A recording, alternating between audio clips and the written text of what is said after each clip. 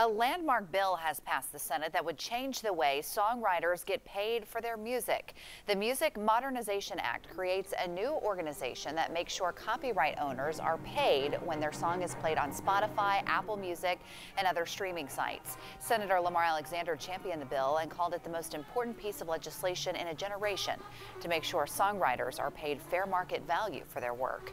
The bill drew rare bipartisan support and passed unanimously yesterday in the Senate. All right, let's get a